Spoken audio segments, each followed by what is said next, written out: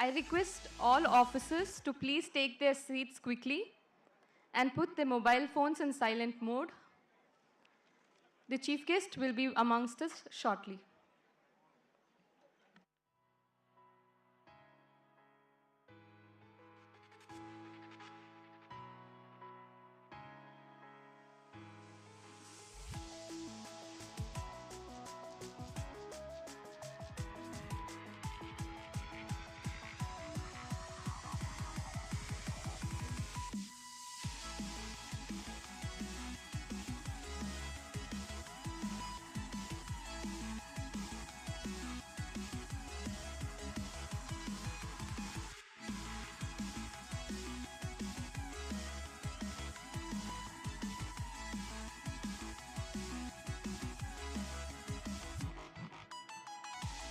I kindly request everyone to please settle down quickly. Thank you.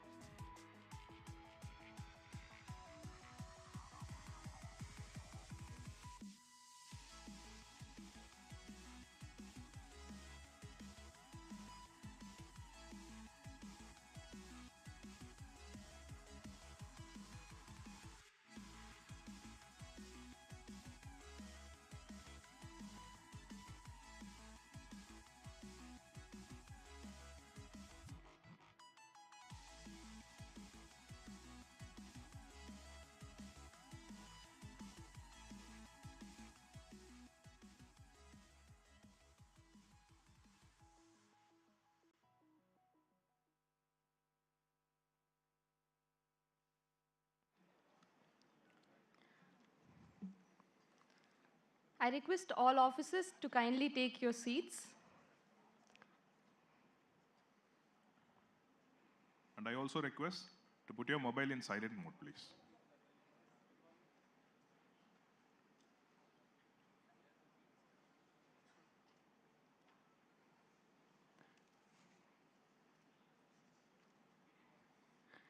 Respected Chief Guest, Dr.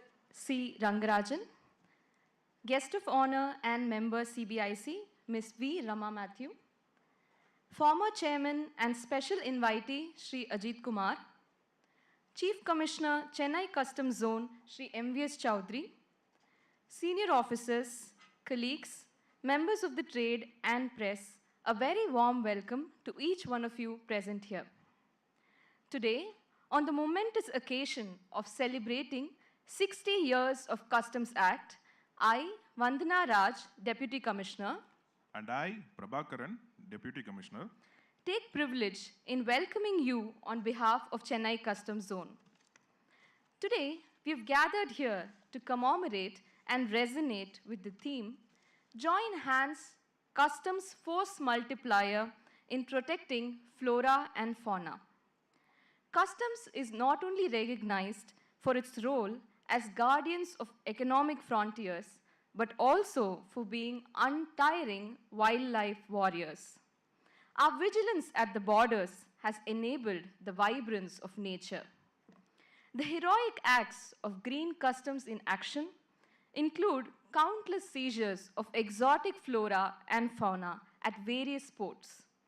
And today, we take a moment to acknowledge, appreciate, and aspire for bigger goals to strive for to safeguard our wildlife and our planet.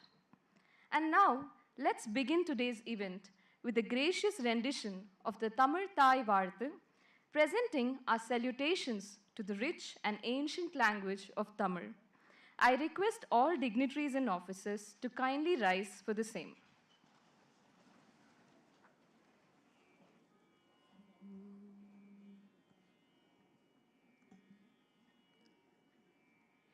நீராறும் கடலுடுத்த நிலமடந்தை கெழிலொழுகும் சீராறும் வதனமென திகழ் பரத கண்டமிதில் தெக்கணமும் மதிர் சிறந்த திராவிடனல் திருநாடும் தக்க சிறு பிறை நுதலும் தரித்தனரும் திலகமுமே அத்திலக வாசனை போல் அனைத்துலகும் இன்பமுற எத்திசையும் புகழ் மணக்க இருந்த பெரும் தமிழனங்கே தமிழனங்கே உன் சீரிளமை திறம் வியந்து செயல் மறந்து வாழ்ந்ததுமே வாழ்ந்ததுமே வாழ்ந்ததுமே.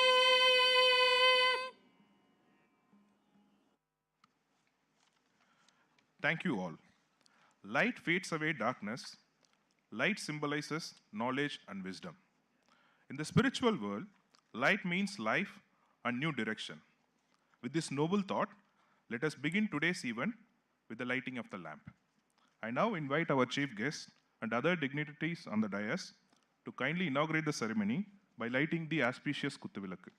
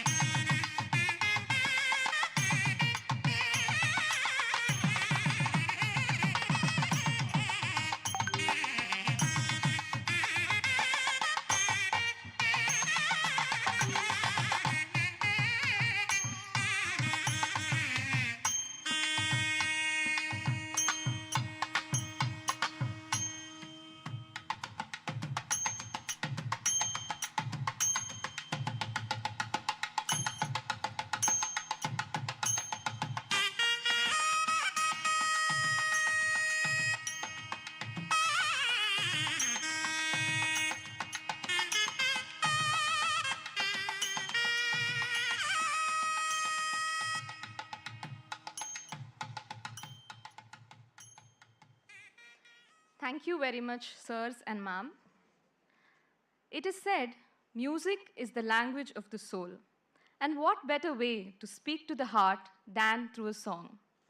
Much apt to this occasion, we have a wonderful patriotic composition, Sindhu Nadiyin Misai, written by Mahakavi Subramanya Bharatiyar. The visionary poet Bharati sang about national integration much before the idea even emerged. And today, we have a talented singer, Mr. R.P. Shravan, to take us through this beautiful song befitting of this momentous occasion.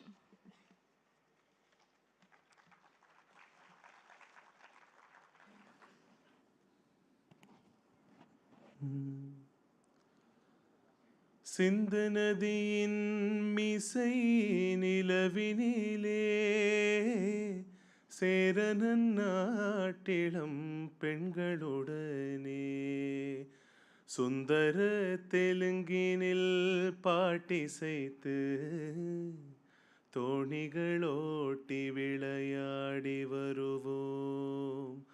சுந்தர தெலுங்கினில் பாட்டிசைத்து தோணிகளோட்டி விளையாடி வருவோம்.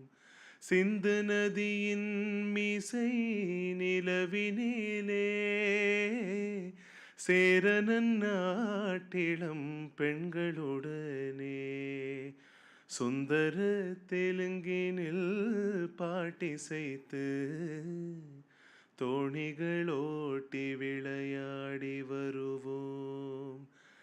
கங்கை நதி புறத்து கோதுமை பண்டம், கங்கை நதி புறத்து கோதுமை பண்டம், காவிரி வெற்றிலைக்கு மாறு கொள்வோம்.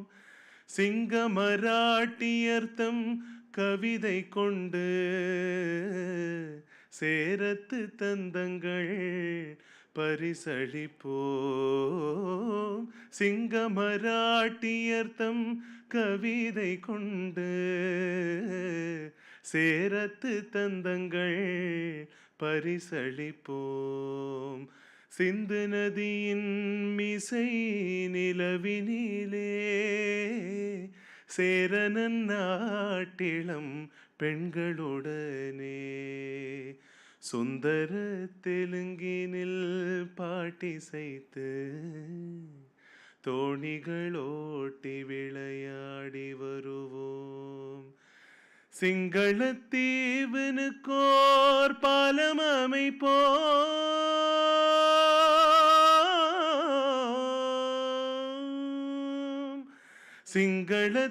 சிங்களத்தீவனுக்கோர் பாலம் அமைப்போம். சேத்துவை மேடுருத்தி வீதி சமைப்போம். சிங்களத்தீவனுக்கோர் பாலம் அமைப்போம். சேத்துவை மேடுருத்தி வீதி சமைப்போம். வங்கத்தில் ஓடி வரும் நீரின் மிகையால் மையத்து நாடுகளில் பயிர் செய்குவோம். வங்கத்தில் ஓடி வரும் நீரின் மிகையால் மையத்து நாடுகளில் பயிர் செய்குவோம். சிந்து நதியின் மிசை நிலவினிலே சேரனன் நாட்டிளம் பெண்களுடனே சுந்தர தெலுங்கினில் பாட்டிசைத்து தோணிகளோட்டி விளையாடி வருவோம். தோணிகளோட்டி விளையாடி வருவோம்.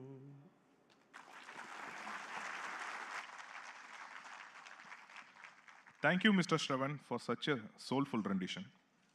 May I now request Sri M.E.S. Chowdhury, Chief Commissioner, Chennai Customs Zone, to present a welcome bouquet and shawl to our Chief Guest, Dr. C. Rangarajan.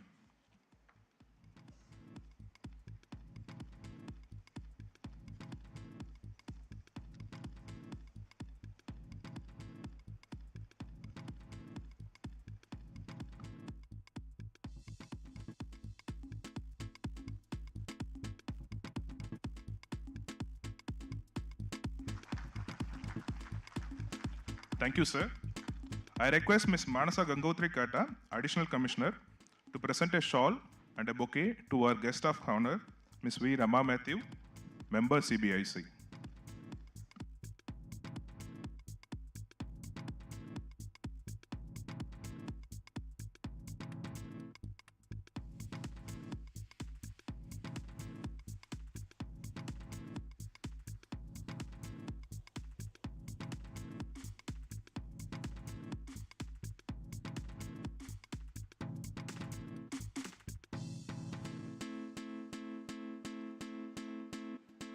Thank you, ma'am.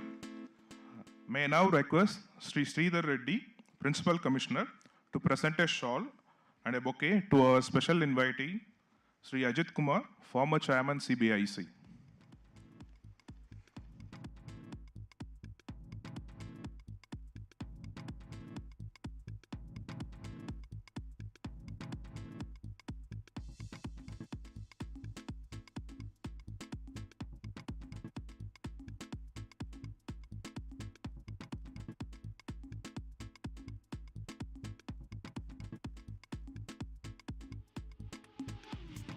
Thank you, sir.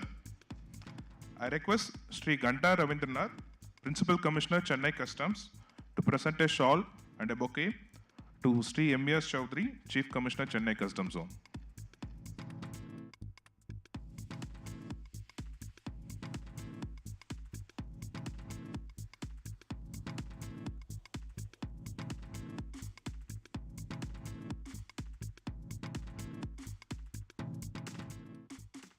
Thank you, sir.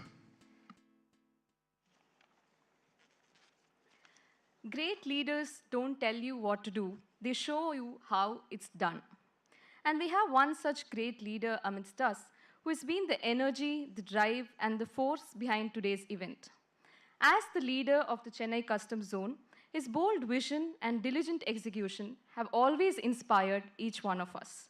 And it is befitting that this event is presided over by him, none other than our Chief Commissioner, Sri M.V.S. Chaudhary. Sir, we're more than eager to hear the presidential address from you to set the tone and direction for the 60-year anniversary celebration of Chennai Customs Act. Over to you, sir.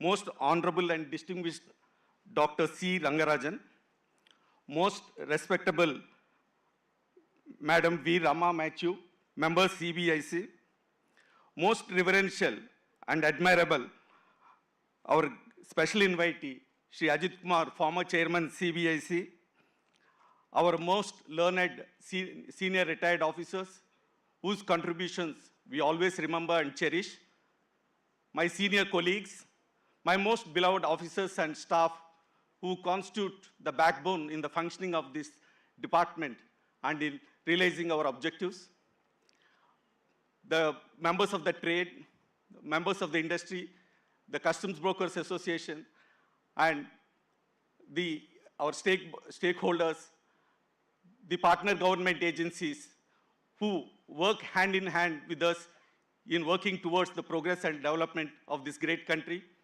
members of the media. I take this occasion to convey my warm greetings to you on this most historic and momentous occasion, and also welcome you all to this morning gathering.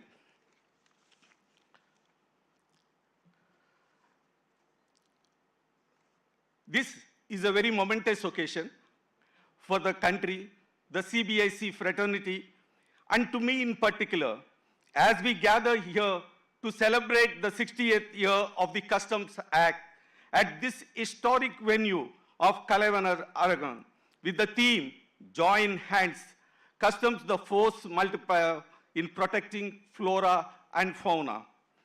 The word customs conveys varied images to different people. For some, it is a department meant for checking people going and arriving at airports. For some, it is a department chasing and catching smugglers aka James Bond, and for some, it is the last stumbling block for their smooth imports or exports. These radically different images of one department may appear true to the uninitiated, but to know and understand this department, you need to have a closer look as the men in white do their jobs silently and unobtrusively. While the modern Indian customs has no resemblance to the customs of yore, yet it still carries the common thread and manifests the subtleness of the tax collection system followed in the ancient world. In the Indian context, the Ardhashastra of Kautilya, a 2,300-year-old treatise, provides a sneak peek into the tax collection system into India, while the stone inscriptions found in Palimya, which lies in modern Syria, gives us a glimpse into the complex system of customs tariff followed in AD 136. The timeline into the annals of history is infinite, but the goal has remained finite, that is the tax collection and regulation of trade. The generalist may claim the modern Indian customs to be a legacy of the British Raj. However, the purists still maintain that Ardhashastra contains all the elements of the modern day customs. The term state goods, Rajapanya, indigenous goods, Swabhumya, the superintendent of exports, Panadhyaksha, etc., are found frequently mentioned, indicating a truly indigenous system of trade and taxation. However, as we are all aware, all the existing system of taxation needs to be codified in a legal document that have a probative value and executory force, and therefore the Customs Act was born in India. In India, the customs in its modern form was introduced soon after the consolidation of the British rule. The trade in this country was done mainly by sea and with England and other European countries. There was no single act or enactment of customs laws in India prior to 1878. The need for such an enactment was felt for the sake of uniformity of laws prevailing in Indian states under the British occupation. In the year 1906, the government of India constituted the Imperial Customs Service after considering the views of the maritime provincial governments and the chambers of commerce. This was done with the objective of combining in one service the appointment of Collector of Customs at Calcutta, Madras, Bombay, Rangoon, Karachi, and Chittagong. 15 assistant collectors at these ports and superintendents of preventive service at Calcutta and Bombay. After independence, the ICS was redesignated as Indian Customs Service, followed by the constitution of the Central Excise Service in the year 1955. These two services were merged in the year 1959 when the Indian Customs and Central Excise Service was born. The service had since been redesignated as the Indian Revenue Service Customs and Central Excise. And now today, it is the Indian Revenue Service, Indirect Taxes and Customs with the introduction of GST. The laws relating to the levy of customs duty, valuation, penal provisions, and enforcement were first compiled and enacted in 1878. These laws were confined only to the sea customs, and the statute was known as the Sea Customs Act 1878. It was followed by enactments of other acts until their repeal and amalgamation in 1962. In its modern avatar, the Customs Act bears no resemblance at all to the Sea Customs Act 1878, which was designed to suit the needs of the British Raj. The modern Customs Act is very dynamic, ever evolving, resilient, and encapsulates all the needs of the vibrant modern Indian economy, which is knocking at the doors of being the 5th largest economy of the world and a 5 trillion economy. We have come a long way since the year 1878, and much water has flown down the Coombe. It is now the 60th anniversary of the Customs Act, and therefore it is in the fitness of things that we celebrate it. We celebrate it as it has come of age We celebrate it as it stood the test of challenging times, and we also celebrate it as it has provided a direction and a platform which has formed a firm foundation for an efficient and effective tax administration in this country. Nothing can be more naive and fallacious to think that the Customs Act is all about only tax and customs duties. A closer look would show that this act goes much beyond a mundane rule book. It has integrated in itself the enforcement of various other Indian allied acts like the Drugs and Cosmetics Act, NDPS Act, Environment Protection Act, Wildlife Protection Act, Food Safety and Standard Acts, to name a few, including translating into action various international conventions like Basel Convention to regulate transboundary movement of hazardous waste, sites for tackling the trade of endangered species of flora and fauna, UN Convention on Drugs, etc. To put it in a proper perspective, no aspect of securing the Indian frontiers and safeguarding our country has been left untouched by this act. And the Indian state is working hand in hand with its partners in the world for a safe and secure world.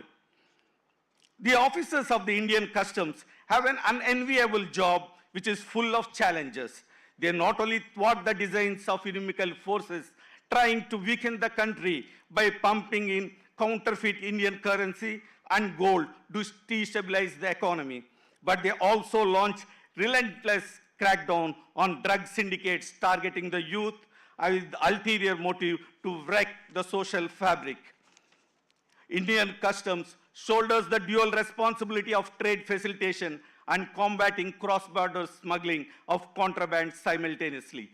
Though trade facilitation, Indian Customs ensures that law-compliant exporters and importers get the highest possible level of facilitation by ceding clearance of their cargo in furtherance of ease of doing business policy of Government of India and its commitment to the World Trade Organization as a signatory of Trade Facilitation Agreement. Similarly, vigilant Indian Customs officers are also ensure that contrabands, including wildlife, are not smuggled into or smuggled out of India. Indian Customs has a very vibrant legal, technological, and institutional framework to fulfill this mandate. Over the years, illegal wildlife trade has emerged as a form of organized transnational crime that has threatened the existence of many wild species across the globe. As per the World Conservation Monitoring Center of the United Nations Environment Program, India is among 17 mega biodiverse countries. According to the International Union for Conservation of Nature, India, with only 2.4% of the world's land area, accounts for 78% of all recorded plant and animal species, including about 91,000 species of animals and 45,500 species of plants that have been documented in its 10 biogeographic regions. Of these, 12.6% of mammals, 4.5% of birds, 45.8% of reptiles, 55.8% of amphibians, and 33% of Indian plants are endemic, being found nowhere else in the world. India's geolocation makes it highly vulnerable to transnational wildlife trafficking, with many of its neighboring countries being some of the biggest wildlife illegal trade markets, transit countries. Growing demand of exotic pets in India is also fueling wildlife smuggling. Amongst all the endangered and wild animals are traded, pushing many species to the brink of extinction and threatening entire ecosystems and their associated environmental services. Once thought of as largely confined to Africa and Asia, wildlife trafficking has become increasingly prevalent in all over the world, now ranking behind only drugs, human and arms trafficking as the most valuable type of international organized crime by estimated annual value. The list of endangered species of flora and fauna of India is long and exhaustive. To name a few of these are the Indian star tortoise, tricornate hill turtle, the green turtle, pangolin, tiger's rhino, the great Indian bustard, white-rummed vulture, Wayanad mashir, Kashmir stag, Indian sloth bear, ebony tree, red sanders, Malabar lily, muesli, sea cucumbers, etc. The rise in wildlife trafficking has been supported by the world's increasingly interconnected systems of finance, communication, and transport, which have brought once isolated source regions in remote areas closer and closer to the larger demand markets in North America, Europe, and Asia.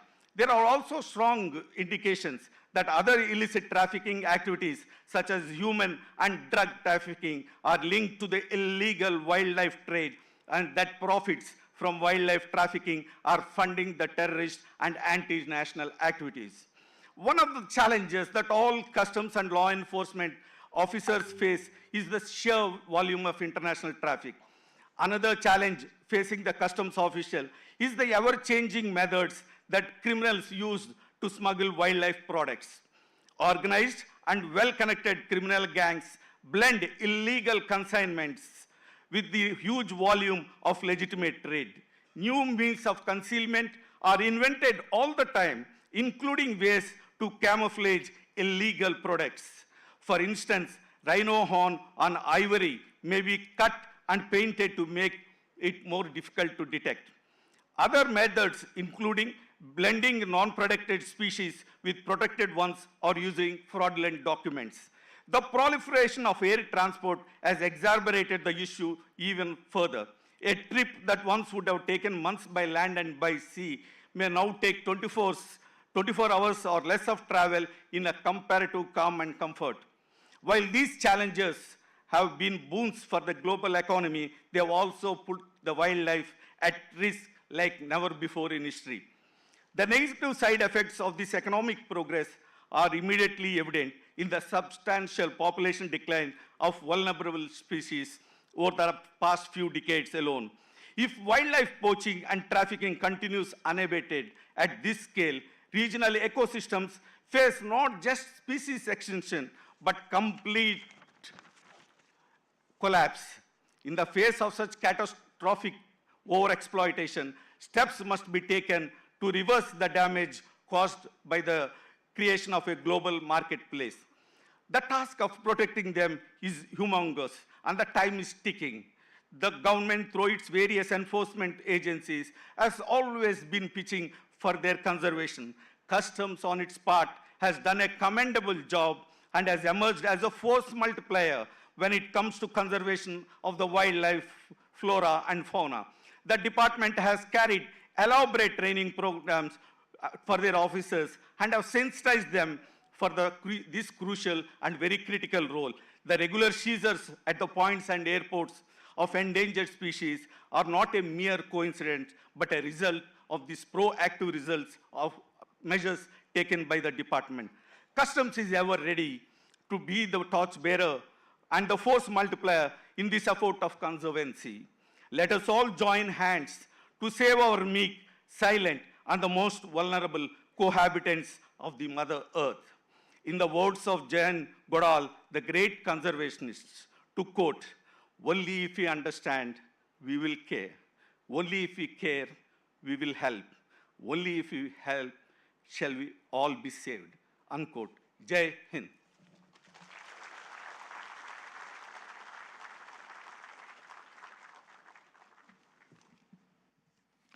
Thank you so much, sir, for taking us through the history and evolution of Indian customs, role of customs in securing and safeguarding the economic frontiers, and most importantly, for making the most important call to unite against the menace of illegal wildlife and tracking, which is the need of the hour. Moving ahead, it's time to welcome the special invitee for today's event, who needs no introduction. Sri M. Ajit Kumar, IRS officer of 1984 batch, is a former chairman of CBIC. An officer par excellence, he is bestowed with various awards, including the prestigious Presidential Award for Distinguished Record of Service in 2005. May I now kindly request the special invitee, Sri Ajit Kumar, former chairman, CBIC, to address the gathering, please. The stage is all yours, sir.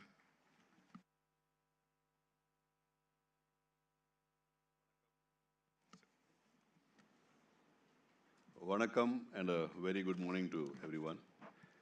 I had given Vandana a challenge that she should introduce me in only one line.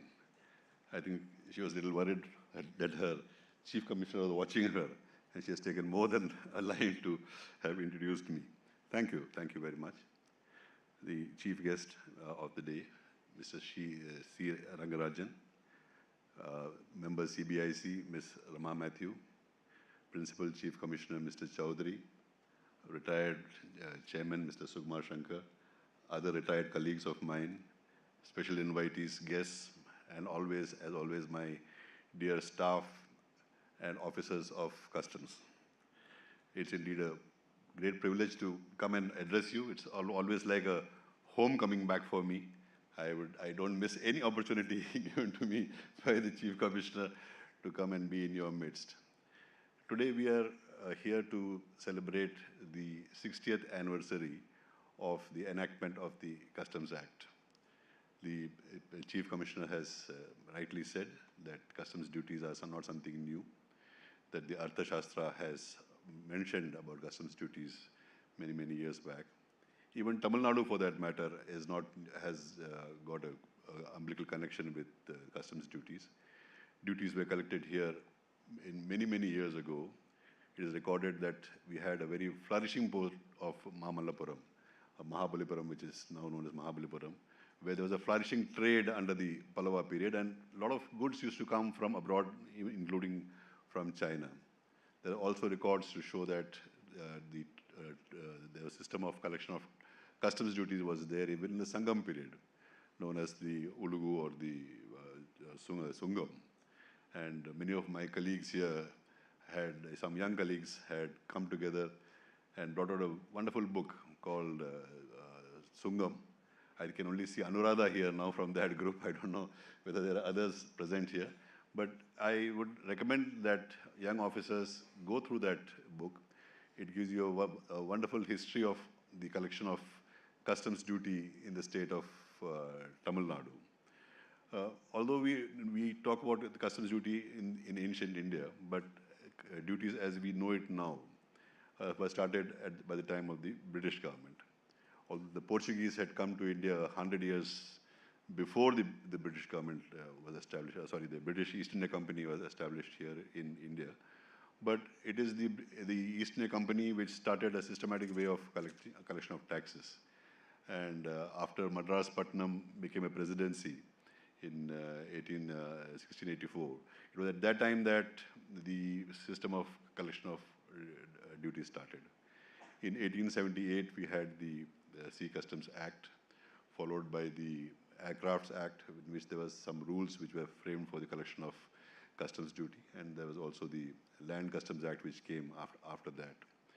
As rightly said by the Chief Commissioner, at those times the purpose of the act was to ensure that the British goods came into India and they were able to sell freely within the country, and they were not much encouraging of exports.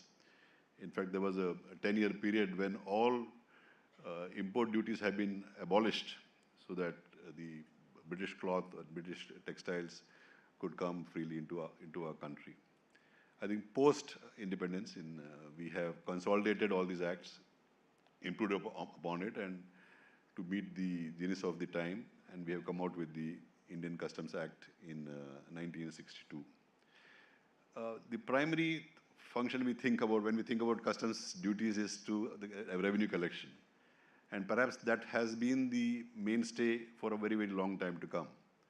But modern customs does not depend on for the customs duties only for its revenue purposes. It has got a revenue function, of course, a fiscal function. It has got an economic function, where it supports the economic policy of the government. And it has also got a security function, which has been very elaborately dealt with by Mr. Chaudhary in his speech, which protects our country from the ill effects or the harmful goods, the import of or export of things that harm our economy or our citizens. So these are the three very important functions that you all are now discharging under the Customs Act. When I joined the department in 1984, the clearance of goods took place at a very, very leisurely pace. I think clearing the goods in the same day was unthinkable. I think my colleagues here in the customs from the CHA Association are all nodding very, very vigorously. And it used to take a very long time. And in fact, if you cleared goods on the same day, I think you would have invited some vigilance action. But things have changed so much over the years now that we are measuring the time taken to clear goods in hours, from 24 hours to 72 hours, depending on the time taken or the mode of import or the transport that is involved in importing the goods. The things have changed a huge lot. And last year we have heard our Prime Minister himself come forward and address the nation, wherein he wanted the exports of our goods to increase in a major way. An export-led growth is what he expects. And then the role of our department in such an action definitely is very, very huge. So we have been, the customs administration to that extent is one way blessed, in that the administrations all over the world, we follow a harmonized and standardized procedure. This makes the trade processes very predictable, and it helps the trade to develop all over the world. So we are blessed to work in a department which has got an international connection, and an act which is also modeled on procedures and processes which have been internationally recognized. Now, this act has been so flexible. During the COVID period, I was quite fortunate to have a ringside view of how the department has been able to tackle the issues, the problems that came up in those challenging times. And I found that both all of you have risen up to the occasion so very well, and the provisions of the Act and rules were also so flexible that we could adapt our ways and change the manner of working to suit a very, very difficult period. It was in that period, although there was a huge challenge before us, we took it as an opportunity, and we introduced the Turant Customs. My colleague, Mr. Sandeep Bhatnagar, who was the member customs then, had shepherded this scheme. And it was a paradigm shift in the entire way that we worked. A faceless customs, where we voluntarily moved away from any contact with the trade. We ensured that they were able to clear their goods and do the entire functioning from their office. They need not even come to our offices to work. It was a huge change. We introduced the e-office system, and there were so many changes in the processes that we brought about in a very short time, and without violating any provisions of the Act or rules. So that shows how resilient, how flexible the Act has been, and how accommodative it has been of our actions. That I was really moved when in the last budget, the Honorable Finance Minister took time out to praise the department and to tell the whole world as to how much of contribution that this department had made in those very, very trying times. If today we see the country has rebounded and is growing strong, in no small measure it is because of the work that all of you had done. This was very scary times where were very difficult, people were afraid to come to work, but you have faced those challenges, you along with your partner agencies, all the trade agencies, all the exporters, importers, and you ensured that without any glitch, without giving any room for complaint, things could get done. So these were to that extent, when we evaluate the Act, the rules, the procedures, and your actions, it is a matter of great pride that the Act has stood the test of time. What could then be the challenges that this Act and all of you are going to face in the future? I just thought I will leave a couple of thoughts on the table for you to think about. Firstly, I would like to think that right now, due to the end-to-end automation, we are sitting on piles and piles of data, a huge amount of data which is very sensitive data, business data, which is very sensitive and which would be required, or which people would like, the competitors would like to have a hand on, countries would like to have a hand on. So data protection becomes a very, very important aspect for customs. Even the country as a whole has risen to this need, and we are seeing a data protection bill which is there in Parliament and will be enacted now. So our act, our procedures, our actions will have to be in line with that, and to ensure that data, whatever we get, should not be used other than for the purposes for which it is given to us. It is a huge responsibility for us. And I know that the data systems has been well in the forefront of this action, and it has ensured that so far we have not had any such problem where the data has leaked. Although there are news reports of data leaks, on our verification, it has not been sourced back to customs. It has been through other agencies. But this is a huge responsibility that we face. The second one, and more important, I think, is the challenges that we face of revenue leakages. And one step that Customs has done in this regard is to go forward, at least Indian Customs has been spearheading this, is to ensure that pre-arrival data exchange with other customs administrations. This is a very, very huge step where we want that the export document of the country of export from where it is coming to India, that becomes our bill of entry. So if we succeed in that, and if all nations adopt this, then you can see how much of under-invoicing it will do away with. It will totally curb under-invoicing and many other benefits that will be. It will be a huge boost to revenue. The CBIC has been in talks with many countries in this regard, and many of them have shown enthusiasm. It's a matter of great pride that we have been spearheading this work on the world stage. The WCO recognizes India now to be one of those very proactive countries, especially on the customs sides. The progresses that we have made as far as the procedures have been there are a case study for many countries to come and have a look. The other aspect that I feel is that of e-commerce. I think the e-commerce exploding, and a lot of imports now coming through e-commerce. The work for us remains the same, whether it is a whole container or whether it is a small package, the work remains the same. So we are going to have a lot of pressure on manpower. The department will be seeing a lot of requirements of manpower to clear small value, large number of packets. And there the fear again is, as what has been highlighted by the Chief Commissioner, is that it could be a very fertile source for the smuggling of illegal goods to and from the country. So these three, I think, broadly there are many more.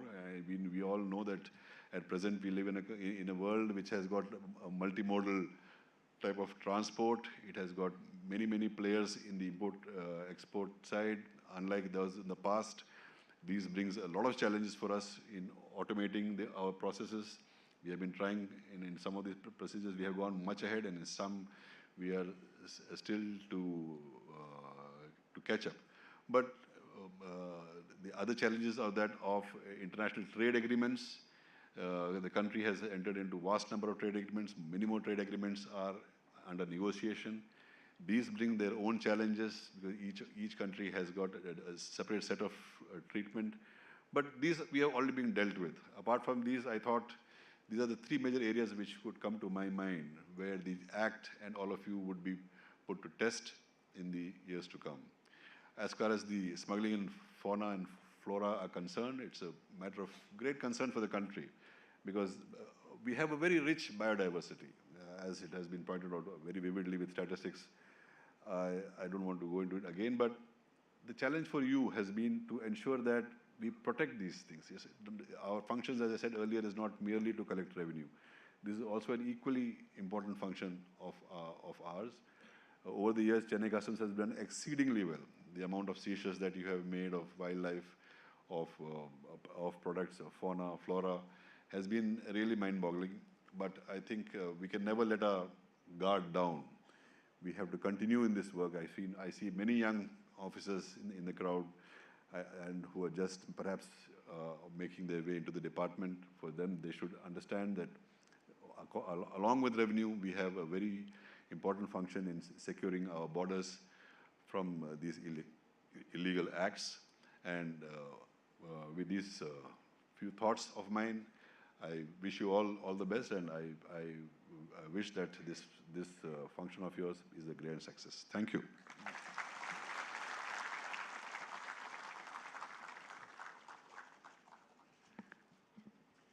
Thank you very much, sir, for highlighting some key aspects of exports-led growth, resilience of the Customs Act, along with throwing light on the challenges of data protection, e-commerce, and so on.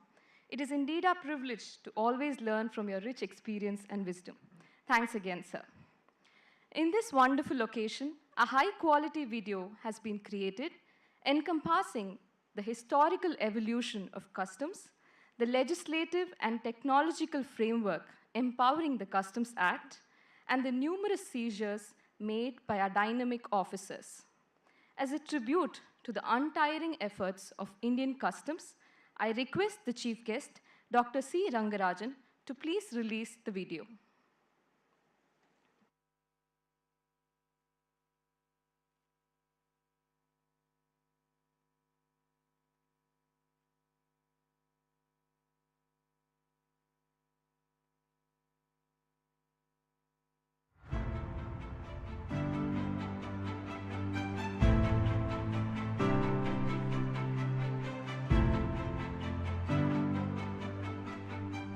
Indian Customs is the nation's gateway to cross-border trade, while being a barrier against smuggling.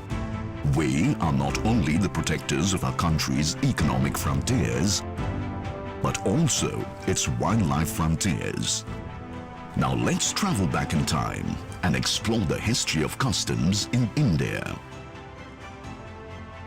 The collection of revenue in India has existed for over 3,000 years and has been documented in Kautilya's Arthashastra. In Tamil Nadu, customs duties are referred to as Sungam, a word that dates back to ancient times. It was predated by the term Ulugu. Tamil Nadu had several ancient ports including Kaveri Pumpattinam, Arakkamedu and Tondi, where Ulugu was levied. Ulugu even finds mention in the Thirukural couplet. It is also written about in Sangam Ideals by Kadiyalur Uruthiran Kannanar. Terracotta seal impressions were used for easy identification of cargo during ancient times. Interestingly, this practice was described in the Silappatikaram. However, the system of customs and taxation, as we know it today, was introduced during the British rule. There was no enactment of custom laws for the next 2 centuries. Eventually, the need was felt to establish uniformity in customs laws across British-occupied Indian states. This led to the birth of the Sea Customs Act, 1878. It was followed by the enactments of several acts until they were repealed and the Customs Act was passed in 1962. Indian Customs has legal, technological and institutional frameworks to fulfill its mandate of protecting wildlife. The Customs Act 1962 has provisions to combat cross-border wildlife trafficking. The Act empowers customs officers to imprison wildlife smugglers and prosecute foreign nationals engaged in the smuggling of wildlife. The Customs Department has an institutional framework encompassing the Directorate of Revenue Intelligence, the premier anti-smuggling agency of Indian Customs, and 3 specialized units: the Air Intelligence Unit, Special Intelligence, and Investigation Branch, and Customs Preventive Field Formations for curbing smuggling activities. These agencies have been at the forefront against smuggling of wildlife contraband into India or out of India. We also have a technological framework to combat wildlife smuggling. It encompasses a risk management system for interception of risky cargo, including wildlife contrabands, X-ray scanners installed at the entry and exit points of airports, air cargo, foreign post office, international courier terminals, and integrated checkposts, ICP, to detect smuggling, X-ray container scanners deployed at seaports, full-body scanners installed in airports, an advanced passenger information system, APIS, that helps identify suspected wildlife smugglers. The K9 squad, a team of sniffer dogs trained to detect wildlife contrabands and mostly deployed at airports. Customs is a major source of revenue to the country. We stand tall as the guardians of the economic borders of India. It is also our responsibility to protect the natural treasures of India by preventing smuggling of wildlife. India has rich and diverse flora and fauna.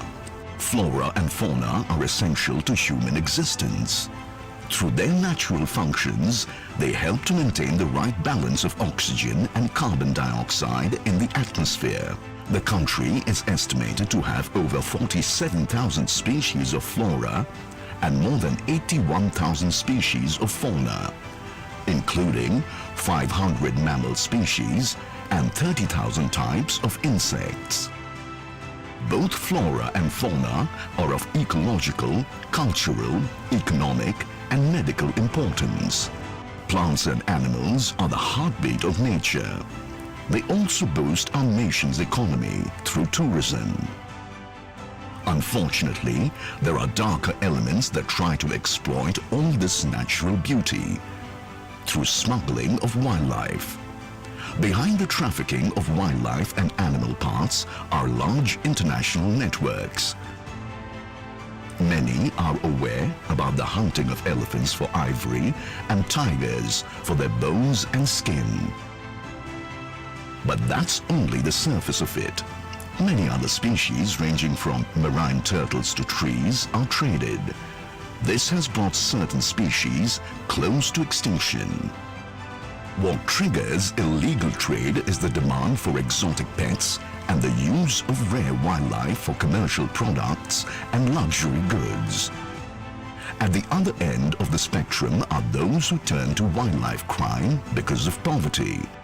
The grim reality reflects in alarming statistics. The Indian Customs Department has seized 70,000 animals, animal parts, derivatives, and 4,000 kilograms of contrabands from 2011 to 2020.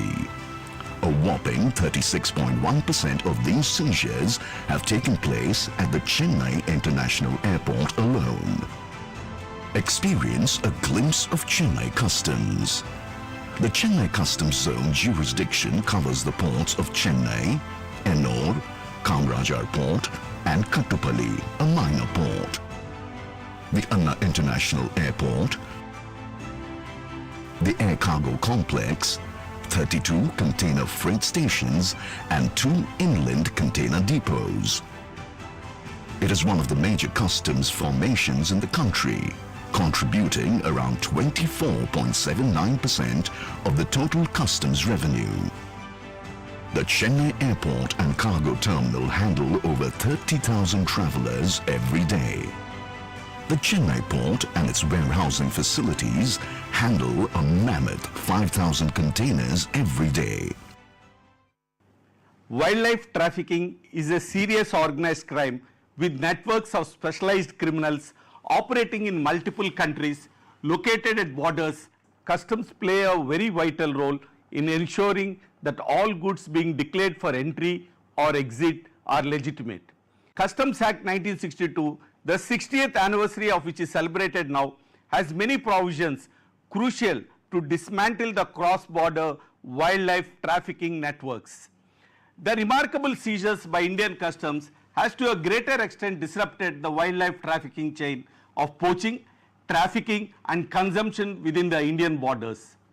Significant seizures of wildlife contraband like elephant tusks, 9,546 Indian star tortoise, 122 tricarnate hill turtle, 95 Indian roof turtle, 7,696 red-eared slider, hundreds of metric tons of red sanders, exotic birds were achieved. This stands as testimony for commitment of Indian Customs to counter illegal wildlife trade with full vigor. The rummaging team of the Chennai Customs on sea patrolling duty rescued a sea turtle, olive ridley, badly entangled in fishing net, battling for life in the high seas and led them into the sea safely, which received wide appreciation from various quarters. Hundreds of live spiders, star tortoises, exotic birds such as scarlet macaw, harlequin macaw, blue gold macaw, cockatoos, squirrel monkey, Calithrix monkey, red iguana were recovered by Chennai Customs Zone through concerted efforts and vigilant monitoring. These wildlife species were rehabilitated by close coordination with the Ministry of Environment and Forest authorities. Stamping out wildlife crime and smuggling is a high priority objective for Indian Customs. In Chennai Customs, we are constantly alert for any attempts to smuggle wildlife contrabands. Meet the special teams that combat illegal trafficking. On the 60th anniversary of the Customs Act, Chennai Customs reinforces its commitment to help make India free of smuggling and trafficking.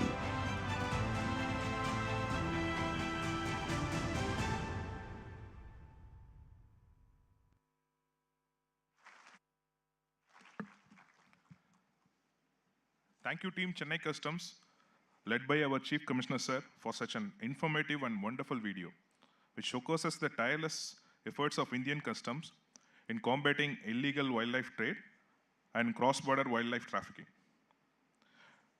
Customs, apart from revenue augmentation, trade facilitation, and safeguarding the economic frontiers of the country, also stands committed for combating the illegal wildlife trade and cross-border wildlife trafficking. Now it's time to welcome our distinguished Chief Guest of Honor today, Ms. V. Rama Matthew, Member CBIC. Ms. V. Rama Matthew is an officer of 1988 batch. Before becoming Member and Special Secretary to the Government of India, CBIC, she was holding the substantive charge of Principal Chief Commissioner, Kolkata Zone, and additional charge of Guwahati Zone. She has also served in Customs, DRI, DGGI, and GST in various capacities. Her yeoman service for ensuring smooth clearance of critical medical supplies and trade facilitation as Commissioner, Mumbai Zone, was widely appreciated during lockdown. Ma'am, it's a pleasure to have with us. With immense pleasure, I now kindly request Ms. V. Rama Matthew, Member CBIC, to share her words of wisdom with us on this momentous occasion.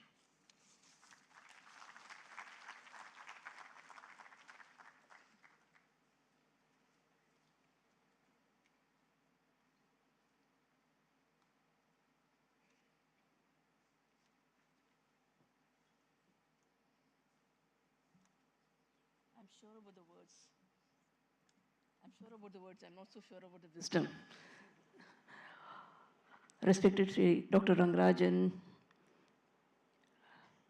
my former chairman, Mr. Ajit Kumar Subbiah, esteemed retired officers, a lot of whom have mentored me through this process of growing up, my colleagues,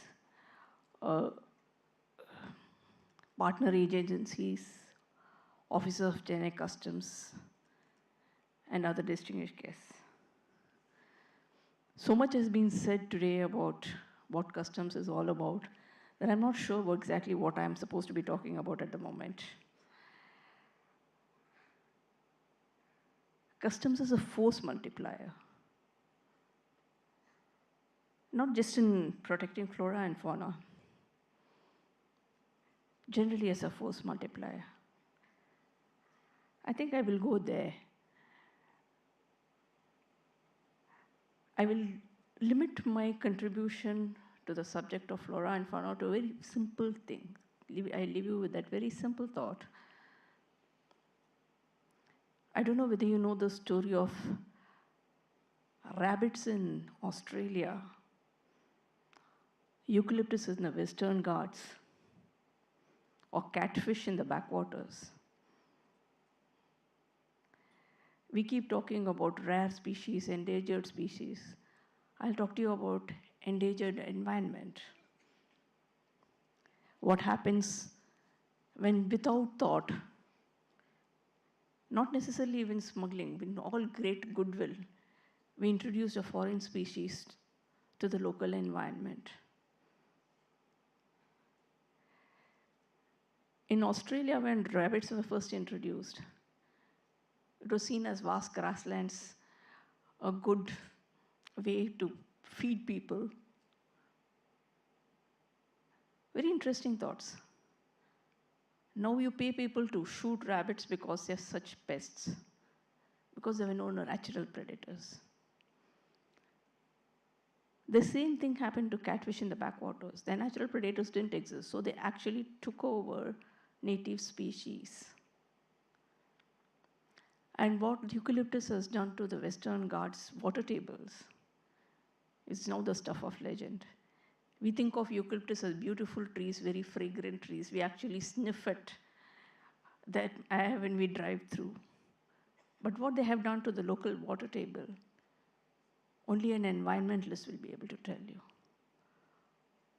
So when we do something in all goodwill, we need to think, I think, about 5 steps ahead of what we are doing. A vision of what could possibly happen. I mean, being conservative is bad vibes, but conservative in thought process is, to my mind, thinking about why something is the way it is before we choose to change it. I'm not a great believer that in the philosophy that the person before me didn't know what he was talking about, the person after me may or may not understand what I'm doing. Everyone has his place in the larger schema. We are, all of us, just playing one role in a continuous process. And the day we realize that, there's a day we stop talking about our contribution. And we talk about my contribution, we start talking about our contribution. Customs as a force multiplier has been an amazing thing. A lot of the people sitting here have contributed in a major way to its becoming that. We have, I would say, over the last 75 years, odd years, not just the 60 years of the Customs Act, but all the last 75 years, done quantum jumps in what we have, how we have processed. Mr. Ajit Kumar was talking about not clearing in 24 hours. And when a physical bill of entry was a document in multiple colors, I don't even remember the colors except the blue and the yellow and the white. I think there was a pink also. A lot of the officers here would not even have seen these things. And when we joined service, we were taught about the trail of the bill of entry, how it went, what it did, and what each color signified. And by the time I came to working in customs, that piece of paper did not exist. Not in the physical form anyway. In my lifetime in the service, that's in the last 30 odd years, I have seen 6 major shifts, quantum shifts. And I would say that before that, there were probably 3 or 4 more, because it took longer in the earlier days to make that quantum jump. These days, the quantum jumps happen in 3 years, 4 years, 5 years. The last one was under Ajit Sir's leadership when we talk about the faceless assessment and the Turant customs and paperless working. It's been an amazing journey. I think probably in my lifetime, I don't know how long I live, that is in the hands of somebody else. But in my lifetime, I would probably see at least 2 or 3 more such leaps.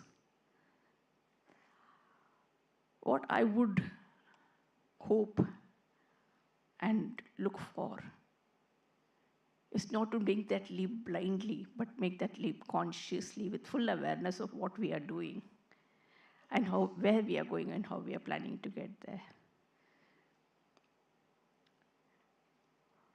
We have seen in this particular movie, short film which Subhaya has put out, exactly what Chennai has been doing in the cause of wildlife, flora, and fauna.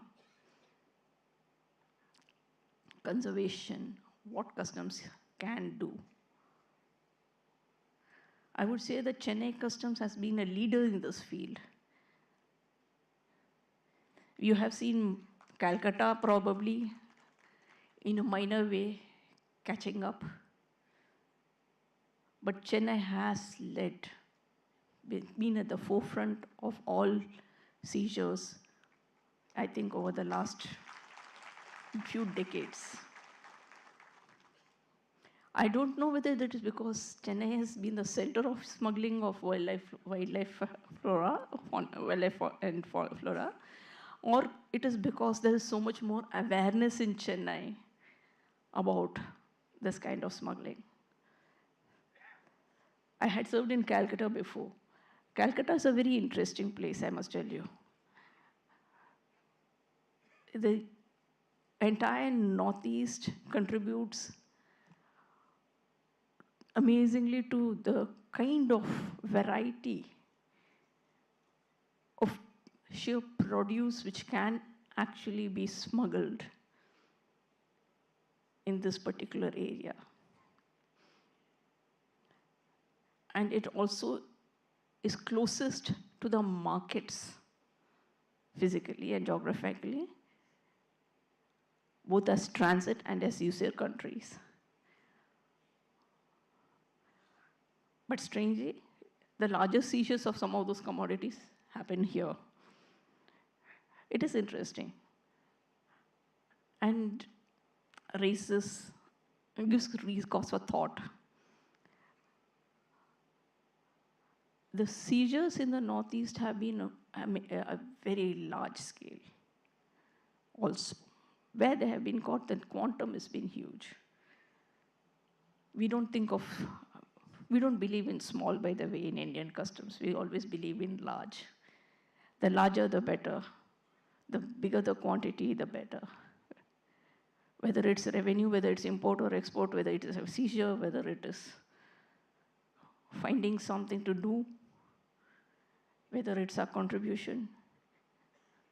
We don't believe in small scale, we believe in large scale. So my challenge to you would be, how big can we be in going forward, and what can we do for this country? I'm actually not going into a lot of what I wish to say, because my previous two speakers have said a lot of what I wanted to say. And I will not bore you out of your minds saying the same things, when they've said it so much better than I could have.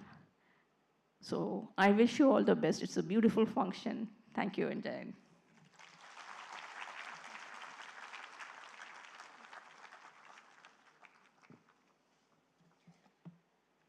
Thank you very much, ma'am, for making that passionate appeal for each one of us to contribute to save our planet.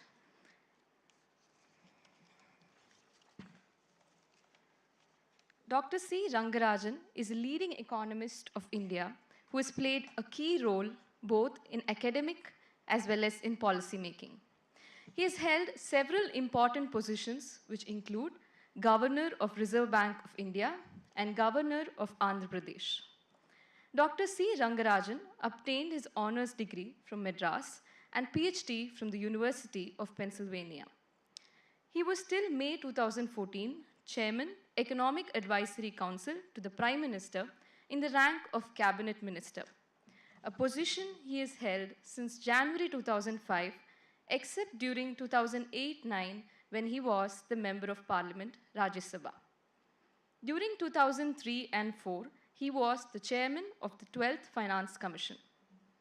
Dr. C. Rangarajan was governor of the RBI during 1992 to 97, at a time when India embarked on wide-ranging economic reforms which fundamentally altered the structure of the Indian economy. The path-breaking reforms that he implemented during this period include deregulation of interest rates, strengthening of the banking system by a gradual tightening of prudential norms, creation and nurturing of financial markets, and giving them depth and vibrancy. India became a member of the Bank for International Settlements during his time as governor.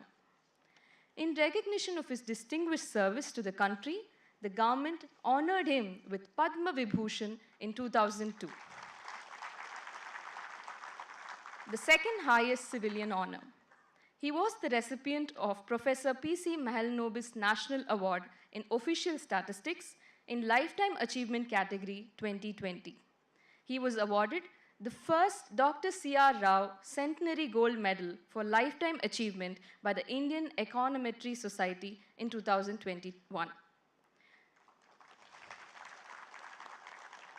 Sir, it is indeed our privilege and honor to have your esteemed presence amongst us today. We would now like to invite you to deliver the keynote address.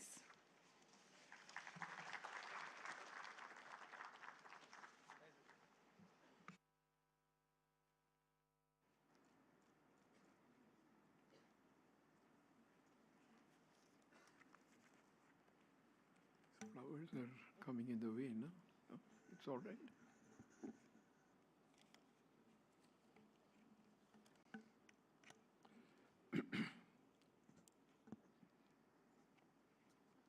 Ms. Rama Matthews, Mr. Ajit Kumar, Mr. Chowdhury, members of the Customs Department, and distinguished invitees. I'm happy to be with you all this morning as you celebrate the 60th completion of the 60 years of the Indian Customs Act, which is a consolidation of the way with the several previous enactments. Customs did constitute a major source of revenue prior to the reforms of 1991. Just before the reforms were introduced in 1990, that the customs revenue constituted 36% of the total revenue of the central government. When a department is created, there are always several reasons for setting up that department. Even in a revenue earning department, the reasons can be multiple. Of course, raising revenue is a first priority of any revenue raising department. But then there are other objectives. In fact, the very purpose of imposing import duty or customs duty is really to fulfill several objectives, to which I shall come a little later. But this morning, we also heard about objectives which go beyond economic issues alone, like protecting the flora and fauna of the country. In some sense, it is an indirect function of the Customs Department. Just as the customs duty, about which I shall talk a little more later, came as a consequence of achieving an objective like protecting the industry at home, the protection of fauna and flora also comes into play because of the international implications of that particular objective. Protecting the fauna and flora within the country as such is the responsibility of somebody else. It is essentially the international implications of that which brings into play the role of the Customs Department.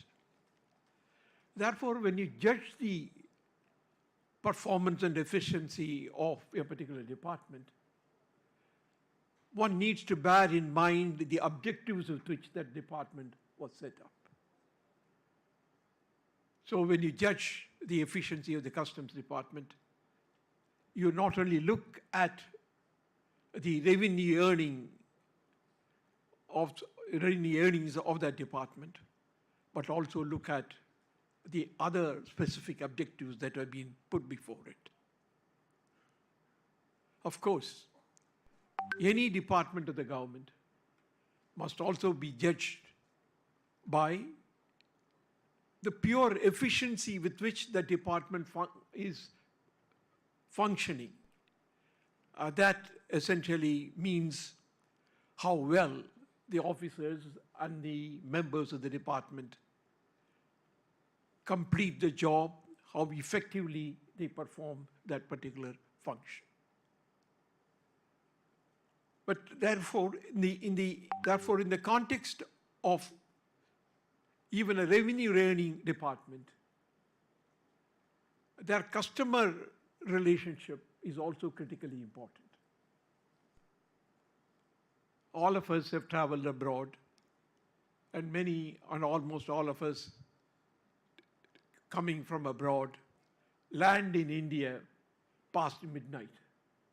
This is to facilitate the people, the time at which people get into the aircraft at the other end. And therefore, we all end up tired, fatigued, without sleep, and land here at about 1 o'clock, 2 o'clock in the morning, or 12 o'clock in the midnight. At that time, when you have to go through the formalities of the customs, I think the members of the department are also to be kindly to the people. One can ask the question, how can a revenue earning department, which is charged with the responsibility of preventing smuggling, preventing many other illegal activities, be so kindly? But I do believe that the members of the department can be firm and at the same time be courteous. I think we need to join these two seemingly opposite characteristics of being courteous and being firm. That, I think, is something that the department will have to practice. And in fact, many of the changes that have happened with respect to the policy will also help you.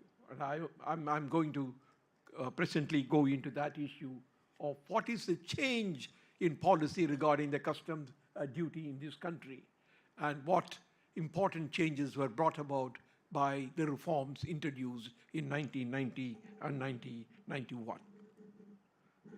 The origin of the Customs Department everywhere is to protect the domestic industry and prevent the flow of goods from abroad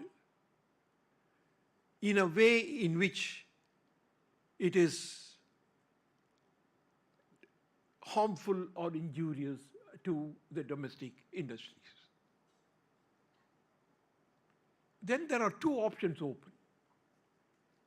One is really to say, if that commodity is harming our domestic industry, why not ban it? The other way of dealing with it is impose a high tariff. This is what we call in economics, one takes what is called the command and control method, and the other takes to the pricing or the market mechanism. Banning can be done. It was done with respect to gold for a long time in this country, and it did not prevent gold coming into the country. The Customs Department may take pride about the amount of smuggled gold that they might have gathered, but then statisticians have also estimated that if X is the amount of gold smuggled through which has been caught, that what should have been the total amount of gold that is smuggled into the country. Therefore, Therefore, banning has two disadvantages. One, you lose the revenue. Second, you actually spend in order to prevent the commodity coming into the country. But tariffs, again, have their own implications. Economists call it the infant industry argument, namely levying a high duty or tariff on imported goods to prevent the industry from growing within the country. But then, without a sunset clause, this doesn't exactly result in the Indian infant industry becoming strong enough to get away from a high level of duty later on. As somebody said, infants only grow strong enough to cry louder for protection. That is all they do. They don't grow into adults. So this is one of the basic reasons given for customs duty. But please remember, a very high level of tariff may look like somewhat preventing the commodity from coming in, but that can also result in smuggling because that becomes a great deterrent. Therefore, in fixing the tariff, we should really be very careful about the level at which we fix the tariff. It should not be at a level at which it drives away the commodity coming through the legal channels. In fact, we found it in post-1991 that the collection of income tax in this country increased after we reduced the income tax rate. Do you know that in 1980, beyond a particular level, the income tax, the rate of income taxation on that slab was close to 96%. That is, out of 1 rupee earned, 96 paise was go to the government. Now, naturally, what happens? It leads to the black market, black money, and so on. Therefore, in fixing the level of the tariff, one has to be extremely careful.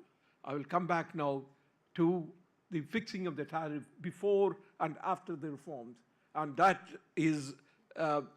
gives you an idea of what amount of ingenuity should go in fixing the tax rates. But coming back, as I said, that in the British days, as one of my earlier speakers remarked, the custom duty was used in the perverse way. Instead of protecting the industry in India, they protected the industry in Britain. That is a textile industry, it's a typical example, on which they removed the import tariff and levied an excise duty on the domestic textiles. But immediately after independence, the high level of tariff imposed on imported goods came out of a particular philosophy. The strategy of development that we adopted after independence had 4 elements. One is a rise in the savings and investment rate. Investment is a driver of economic growth, and therefore the savings rate and the investment rate in the country should go up. Second element in the strategy was that the state has an important role to play, and that is what resulted in planning. And third is industrialization with an emphasis on heavy industry. And the fourth is import substitution. Import substitution essentially meant a strategy of industrial development in which India will produce goods domestically, whatever we are importing. I will not go into all the elements, but let me take only the last one, the import substitution. The import substitution essentially meant that the domestic industry must be able to produce the commodities that we are importing. Now, this looks like a very natural argument, but then the offshoot of this is that the imported goods must not be allowed. We must prevent the import, and that is why it was decided to have a high level of tariff. In 1990, before the reforms, the weighted average tax rate on imports of manufacturers in India was 86.84%. On the weighted average tariff rate on all commodities was 56.36%. This basically meant that the cost of producing the commodity in India became high. And this affected our exports also. I do not know whether you have seen these numbers. India's share of exports in world exports in 1950 was 2% of the world trade, world exports. By 1970, or the end of 1970, or even 1980, India's share in world exports was less than half of 1%. India became a high-cost economy. Our exports were affected. And please remember, even today, we have not gone back to 2% of the world exports. We are little short of 2% of the world exports now. Maybe we'll catch up in the next few years. Therefore, the policy of import substitution and the levy of high rate of taxation on imports led to a situation in which that even our exports got affected. Therefore, in 1990, we faced an acute economic crisis. This economic crisis was triggered by a severe balance of payments problem. Of course, the Iraq-Kuwait war led to a rise in the price of oil, and that aggravated the problem. But India's current account deficit in 1990 touched about 3% of GDP. Sometimes even it is expected that India's current account deficit this year will be 3% of GDP. But in dealing with the problem of balance of payments, there are twofold problems. One is the level of the current account deficit, and the other is how to finance that current account deficit.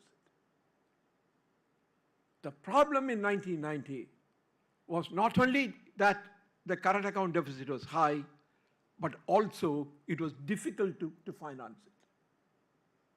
We were not able to borrow from other people. And that is when we went to the extent of being able to send our gold outside. And I monitored it.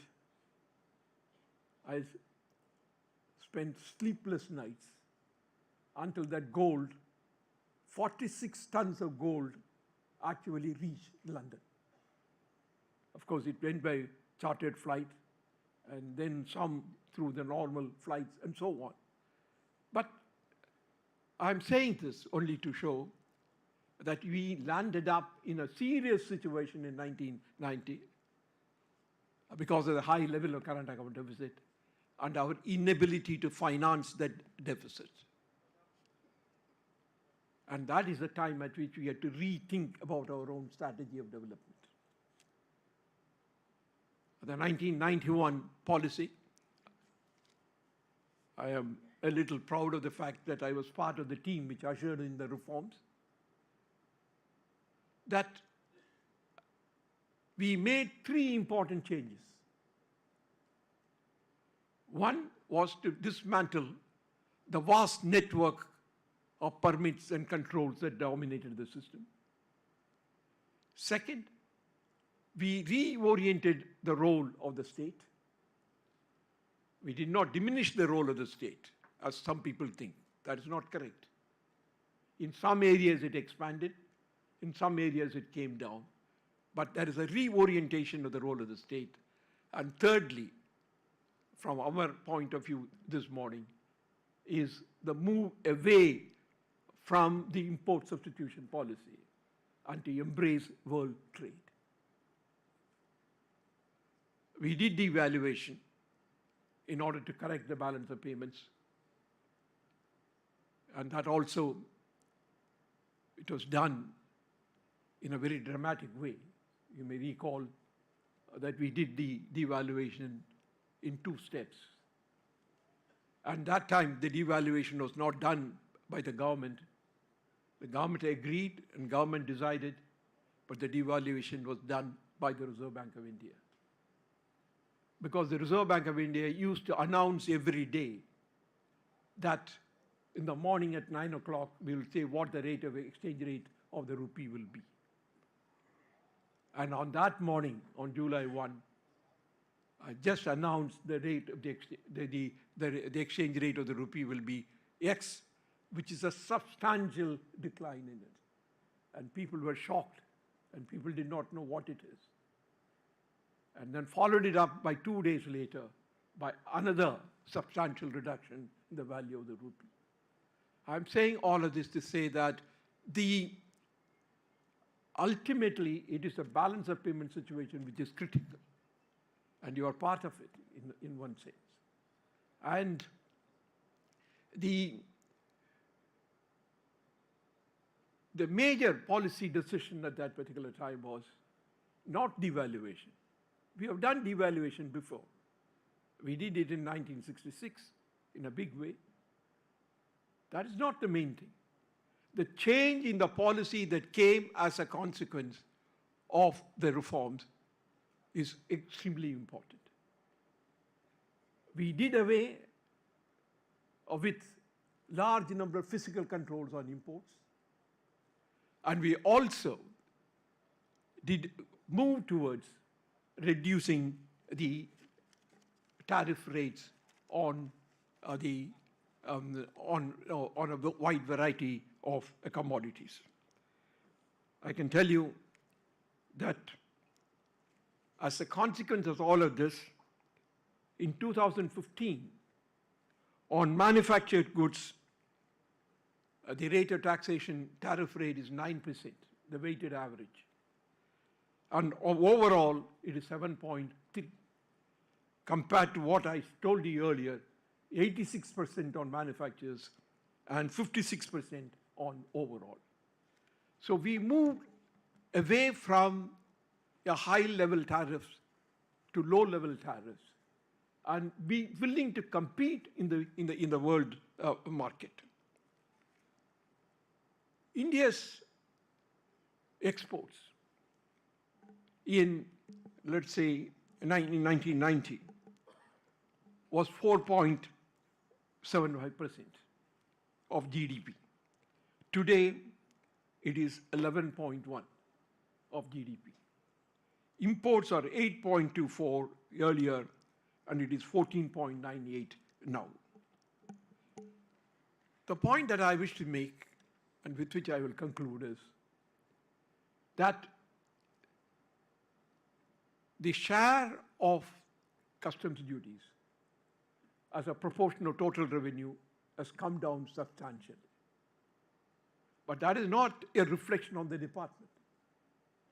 That is the result of a policy change that we made in 1991, that we will move away from the policy of import substitution, and we will integrate with the world trade. And that is the reason for doing it. Therefore, your responsibility will not come down as a consequence, because the imports today, as I mentioned to you, are so much higher than what the imports were in earlier, 8.24% earlier before the reforms, and 14.98. So the base is expanding, but the rate is coming down. And that is the direction in which we have to move. One can ask the question, why should we do it?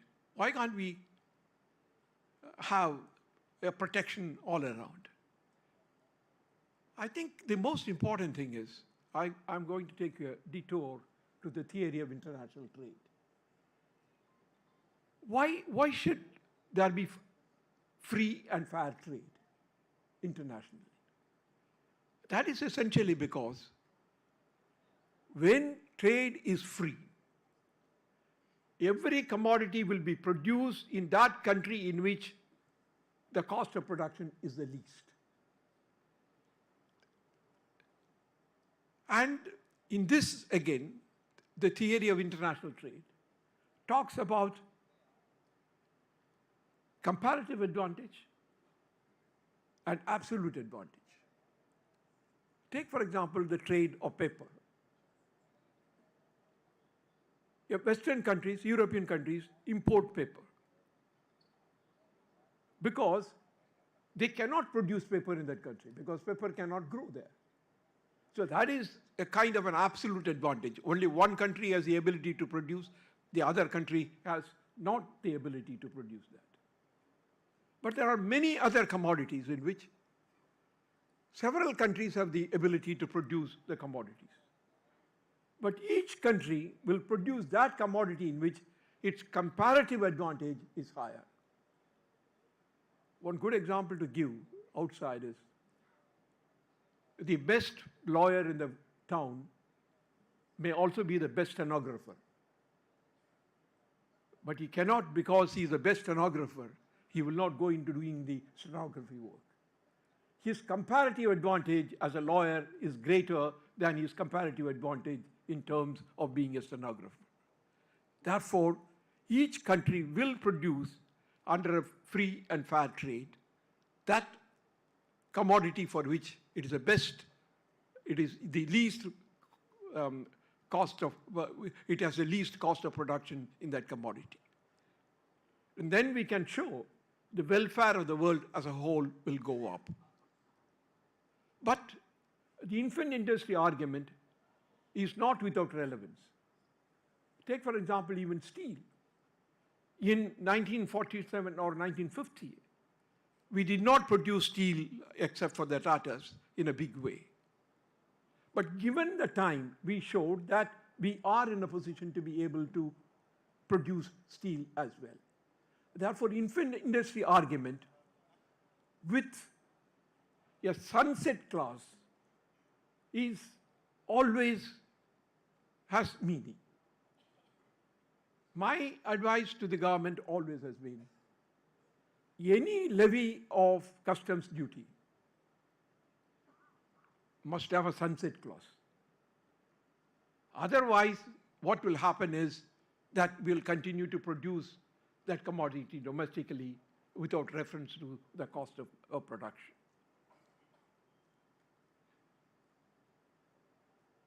The world is changing. In 2000, in that decade, globalization was going at a rapid pace. Before the crisis of 2008-9, the world trade expanded at the fastest pace. And as a result, the globalization spread. But there is some rethink now. Even those who talked greatly and advised all the developing countries to be part of the free trade are taking some steps backwards. United States is a good example. at least under the time of Trump administration, that all the member countries are not playing the game properly, and therefore we will have to impose restrictions on imports. Of course, the current account deficit of United States is unimaginable. It is very high.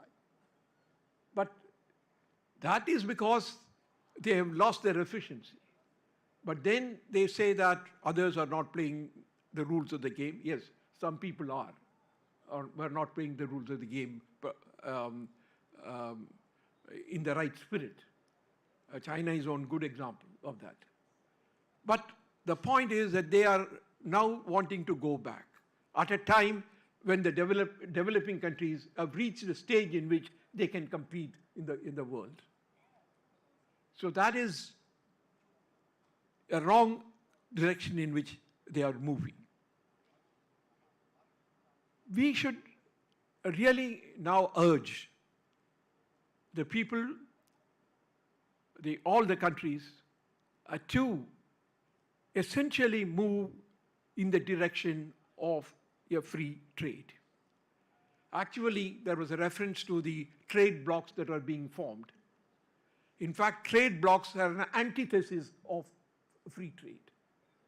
But when the free trade is getting curtailed, this creation of the blocs has become the second best, as we call it, the second best formulation.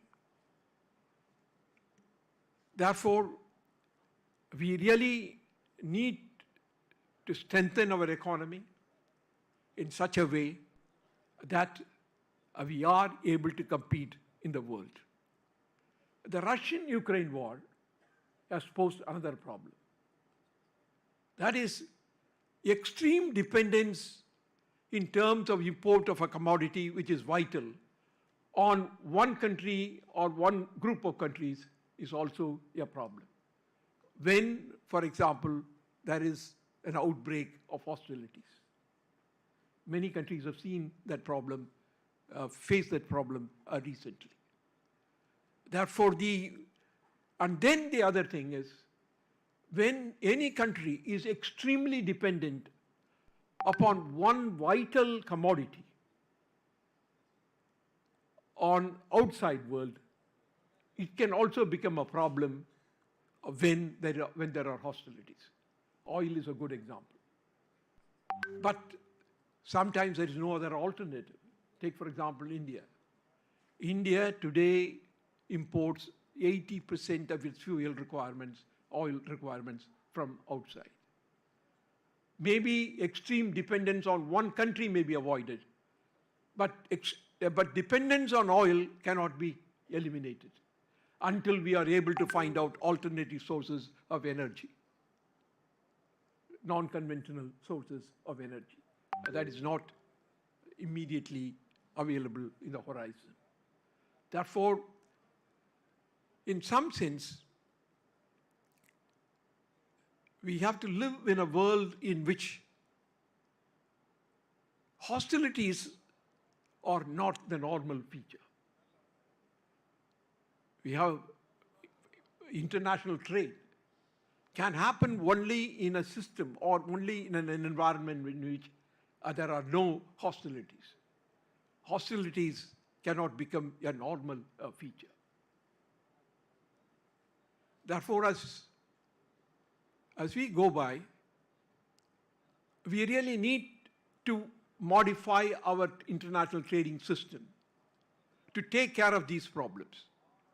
Extreme dependence on a single commodity, extreme dependence on one nation or one group of nations for certain commodities, it needs to be avoided. But at the same time, we should move in the direction of free trade. Atmanirbhar should not degenerate into becoming the old import substitution. That is a wrong direction in which to go. In recent period, we have been raising the duties. As I said, sometimes there may be need for raising the duties, but whenever there are there is whenever duties are raised, as I said earlier, we must have a sunset clause. Therefore, as we move along, international trade is important.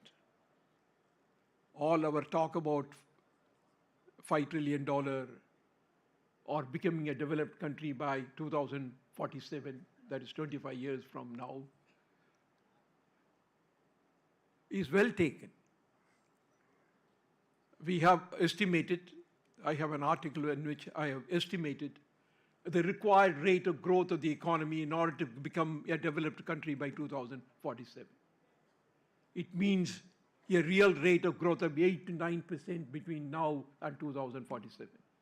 For two decades and a half, we need to grow at 8 to 9%. Then only we will reach the status of a developed country, which means that the per capita income of the country should be $13,000. Today, we are at $1,900. So that is the requirement if we have to achieve that. But as part of that, we also need to promote international trade and exports. Somebody mentioned the word export-led growth. Export-led growth may not be the most appropriate thing for a big country like India. Export-led growth certainly gave results for South Korea, certainly gave results for Taiwan, and so on. But we are a big country. But international trade is still an important part of it.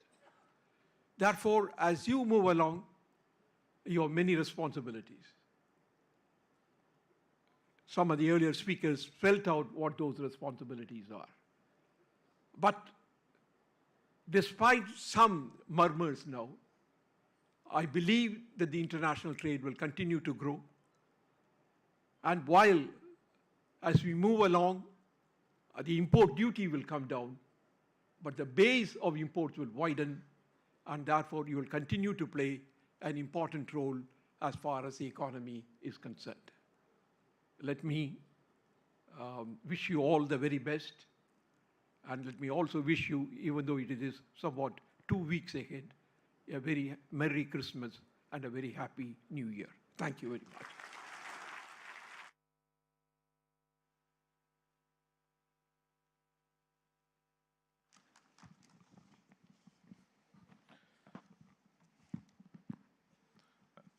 Thank you, sir, for your words of wisdom. We do not have any doubt that your discussion on Indian economy, free trade, world economy, implication of tariffs, and reorientation of role of state post-BOP crisis would have enriched the knowledge of this august gathering. Thank you, sir, for also highlighting the efforts taken by Indian customs in protecting the flora and fauna, which also has international implications. We assure you that we shall continue to strengthen our efforts to protect our flora and fauna, in addition to our revenue augmentation role and guarding the economic frontiers of our country. Moving ahead, it is time for distribution of mementos. I kindly request our CC sir to present a memento on behalf of Chennai Customs to the dignitaries on the dais as a token of our love and gratitude. First, our CC sir will present a memento to our chief guest, Dr. C. Rangarajan.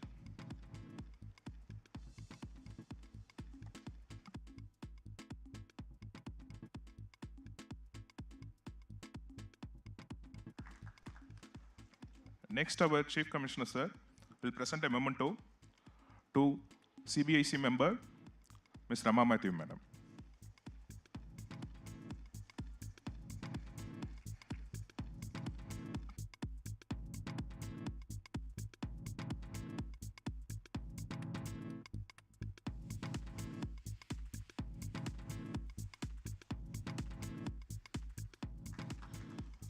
Next, our Chief Commissioner sir will present a memento to former Chairman CBIC, Sri Ajit Kumar sir.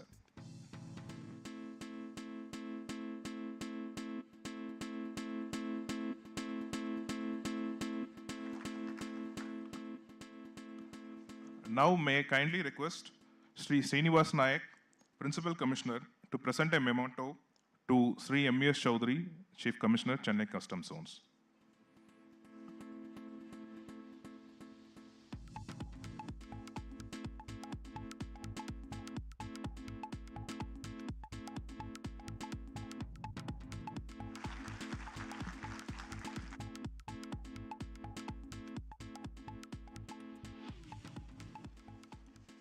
Thank you, sir. As we come to the close of this event, I would like to invite Sri Raj Shekhar, Additional Commissioner, to kindly deliver the vote of thanks.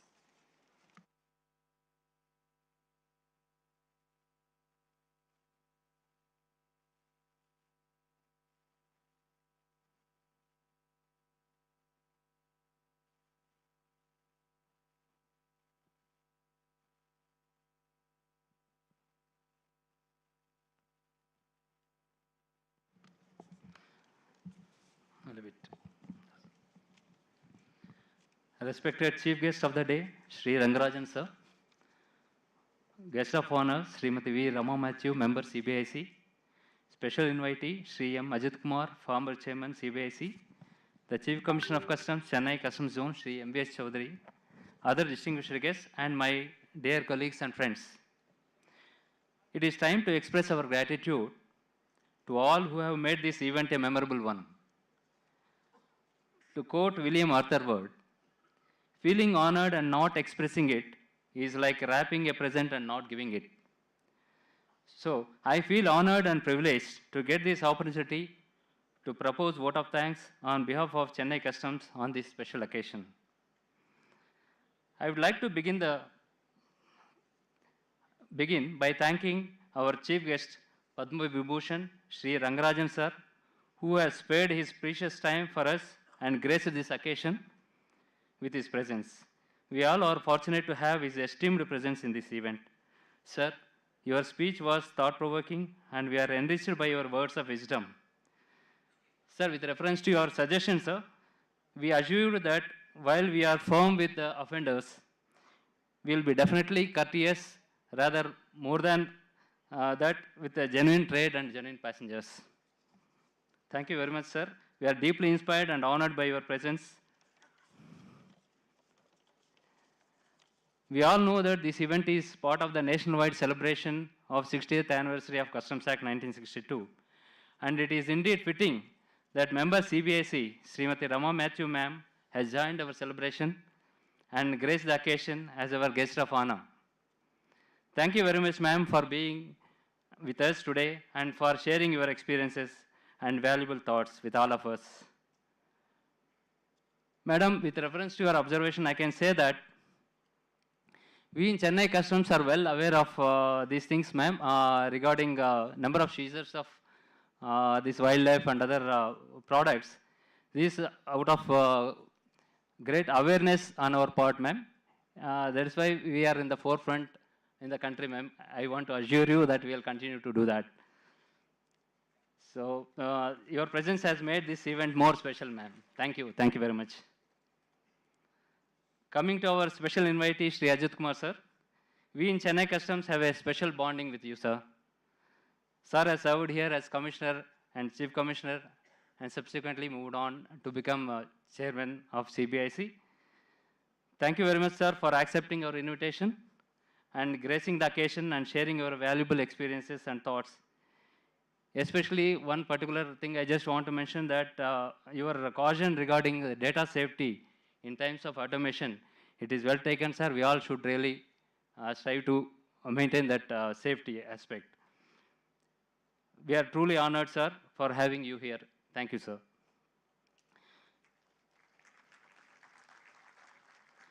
No words are enough to say about our Chief Commissioner, Sri M.V.S. Chaudhary.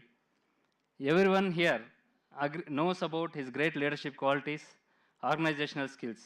He is our source of inspiration, motivation, and energy.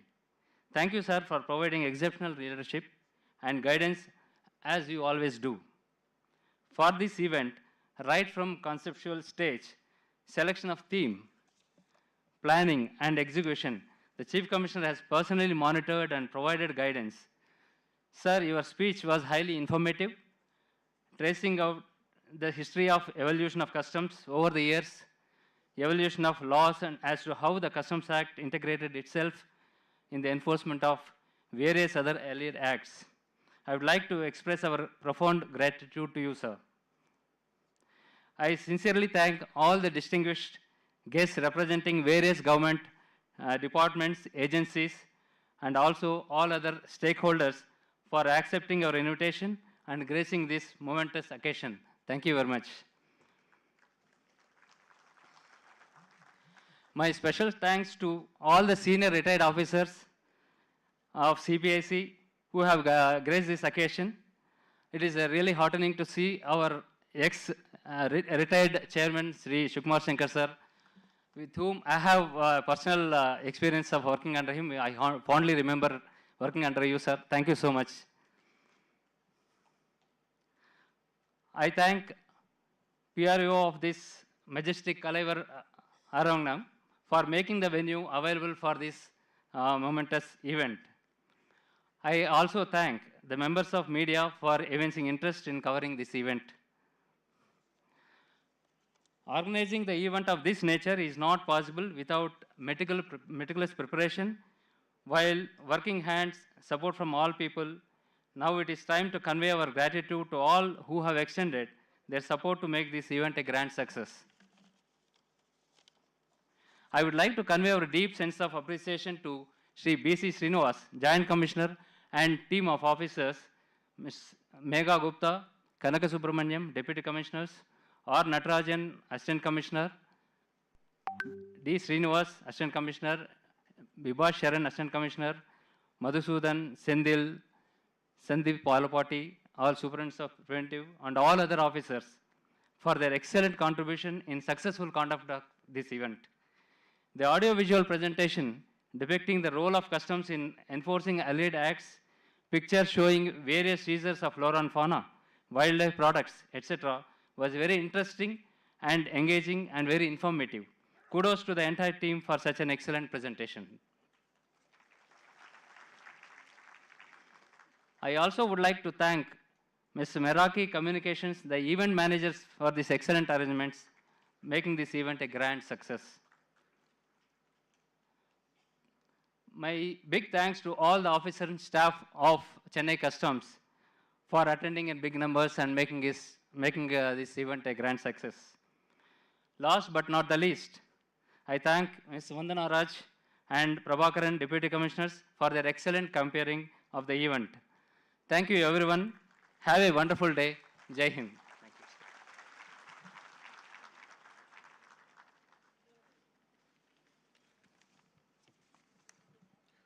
Thank you, sir. And here we have reached the conclusion of the celebration of the 60th anniversary of Customs Act 1962. Once again, we express heartfelt gratitude to all on behalf of Chennai Customs family. Thank you all. Kindly rise for our national anthem.